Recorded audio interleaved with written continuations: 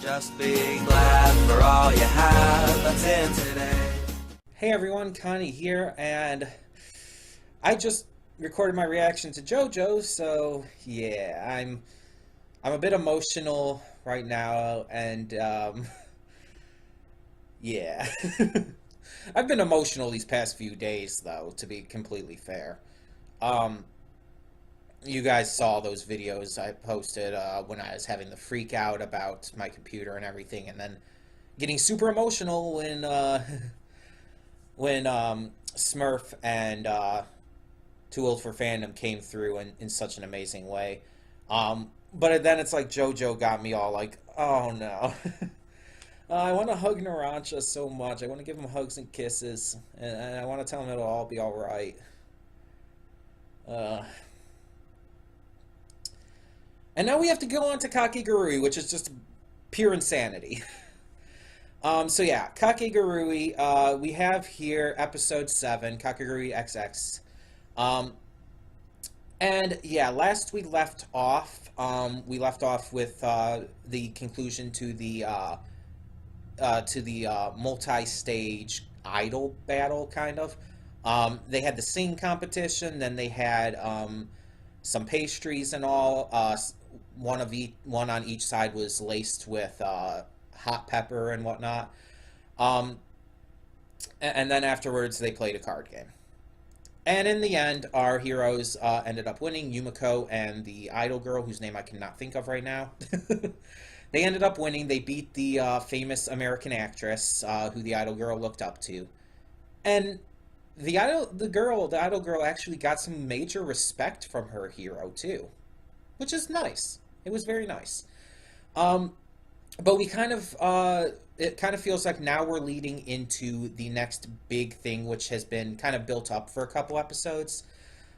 Mary is going to have the vice president compete. The vice president's going to compete in an election battle, an election gamble, I should say. And if she wins, then Mary will work with her. If she loses, then she has to leave Mary alone. And it's going to be interesting to see exactly where this goes. Is Mary going to choose her opponent, or is it just going to end up working out? What's the gamble going to be like, etc., etc. I do want to see more of both of them, though. Mary's always been one of my favorite characters in Kakegurui. I like her personality, and I like how she went from this just total bitch at the very beginning of Season 1 to actually a pretty well-rounded and likable character. She became friends with Yumiko and our main male lead, whose name I can never remember. And they've kind of formed this unlikely alliance. We even saw that with her coming to their aid in that double battle, basically, you could call it. So yeah, that was pretty nice from what we saw. But yeah, we're definitely getting more than that. And we also saw there's the one girl who's just kind of stayed neutral this entire time. The one who's very androgynous in appearance. I cannot remember her name at the moment either. And I only know she's a girl because of the Crunchyroll article stating so. She's an original character for the anime, wasn't in the original manga. I really want to know what her deal is, though, because she's been so neutral, but at the same time, she has this really eerie vibe to her. So I really want to know what her deal is, and it's kind of hinting that we might find out soon, because it did have a little bit of a focus on her recently, so I guess we'll see.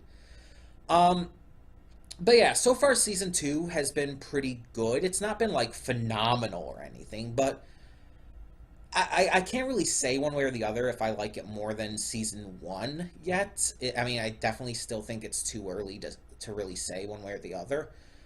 But I'm really enjoying this election arc, like just the entire concept of it, the way it's been done. And I like that they're using this as an excuse to bring in these new characters, even though there's so many characters and we have to try to remember all of their names, and I'm not good at that. I mean... There are certain shows that I can remember a lot of names a little bit easier, such as One Piece, where I even remember the names of those two giants who were fighting on the island and don't even remember why. Dory and Broggy, by the way. But then there's certain ones where it's like, I have no fucking clue who most of their names are. I know the like main characters for the most part. I don't know the main male lead, obviously. But it's like I know like Yumiko Jamami, Mary Saotome, and whatnot. And I know like certain uh, other names just randomly strewn about. Sometimes I'll remember, but most of the time with like these kind of shows, I don't. I'm being completely honest. Um, but yeah, I'm excited to see where this goes because this season's been pretty darn good so far. Again, not phenomenal or anything, but I like the direction it's going, and it could lead to some really good stuff in the future. Also, I do remember Karari Momobami's name, by the way, the president. um, so yeah, I'm hoping that that's what we're getting this time. The vice president's battle on Mary's kind of, I guess you could say, orders. And you know what? We also saw that Mary is actually going to be putting in her all to try and win the presidency, and I honestly, I want that. I want her to win more than Yumiko. To be completely fair, I love Yumiko. Yumiko's a really fun character. But I actually think that, at least for now, Mary has a little more depth. And I just think that she would make more sense. I think it would be too easy and obvious as well to try and make Yumiko the president. I think it would just make more sense for Mary at this point, or at least someone else we can get behind. I don't want it to be like the one girl who hates Karari, the one in the wheelchair. I think that that would just make no sense because she's kind of seen as the antagonist of this season from what we can tell, or at least of this arc. She's like the end game boss that you're going to have to overcome. I don't think she's going to be winning this. I don't really think much of any of the new members will be. The only one I can possibly see is the one who I really don't think it will be just because, again, she wasn't in the manga. She's an anime original character, but she's honestly the only ones of these new characters that I could see doing it. Um, Otherwise, it would have to be either Karari retaining, the vice president taking over. You have Mary, Yumiko, and our main male lead. Those five are the only ones I can truly see getting the win here. And I don't see the main male lead doing it much at all. I just don't think it's going to happen. Yumiko, again, I think it would just be too obvious and too easy, her kind of being the main focused character. The vice president, I could see. I could see it being the vice president. I could see it being Mary. I think those two are the most likely candidates. One of those two. I'm kind of leaning towards the vice president a little more in terms of what I actually think will happen, but I think it would be a little smarter to have it be Mary. Though, to be honest, that would change quite a bit, I feel, in terms of how the schools run, maybe? I don't know. I'm interested to find out. Again, though, obviously no spoilers, if you've read the manga and know where this is going. But either way, we are going to get this started because I am really excited to see where this goes. I do apologize for this being late and everything, but yeah, just things did not work out for me to get it recorded last week during the week. And just during the weekend, I just did not have any time. Things did not work out for that. Either way, yeah, let's get this going. So when the screen fades to black, pause this redirect and go to the description below. Follow the link to the reaction, and after you watch it, come back here to the redirect and resume play. Because after it fades to black and then fades back in, everything from that point forward will be my afterthoughts and will contain spoilers to the episode. So that being said, thank you so much for tuning in, and I will see you at the reaction. Okay, and we are back, and we'll begin with spoilers in 3, 2, 1, now. Okay, so this did not go where I was thinking. As I mentioned, I thought that this was going to be focusing on Mary having the vice president do her game now for that, because that's kind of where I thought it was going. It's kind of where it hinted it was going. But no, instead, Yumiko challenges this one member of the Momobari clan, and they have they set up this gamble completely separate from Mary and the vice president. So Yumiko, um, oh, I had just said her name too, and I forgot it. Yumagari, something like that. The nail girl, the white-haired guy, and then two of the new members of the clan who we really haven't gotten to know much yet. Miroslava and Ibami, I believe their names were. Um, and the game is all about trust in another. Each round they have, well, at the beginning they started with 5 coins. They could put the coins in either their personal bank or the tax box. If anything you put in the personal bank, you will get back the next turn. Anything put in the tax box is pooled together and evenly distributed to everyone playing. And at the end, you're trying to get at least over 40 coins at the end of 5 rounds. And then you'll be eligible for the rankings. Anyone who doesn't get at least 40 coins loses all of their votes to the one wheelchair girl whose name I cannot remember. So they can't just pool in the tax box the entire time because then no one will win. So there actually has to be some betrayal of a sort. So we find out there's a traitor, and so they're trying to discuss who the traitor could be. Yumiko comes to this idea of having them each hand out 1 through 5 a slip of how many coins to put in the tax box. That way they could tell who would who would have been betraying them. But they find out that afterwards, after they go through the second round, that there has to be at least 2 traitors. And the white-haired guy points his finger to Yumiko. He's accusing her of being at least one of them. So it's interesting to see exactly if that's the case. She very well could be. It's very possible.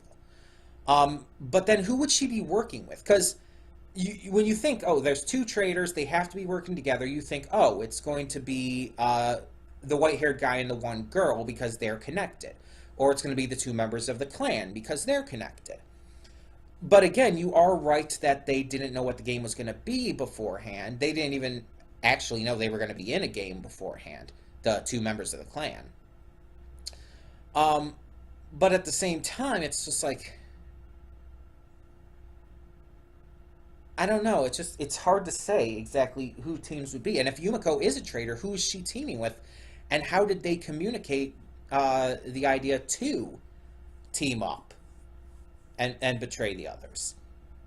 There's a lot of questions that go into this. There's also a point of mention where Yumiko, something she said, got really on the nerves of Rei Batsubami. Rei, up to this point, has been, who I actually really surprised that I remembered her name. She has been very neutral. In fact, I think she said at one point she doesn't even like gambling.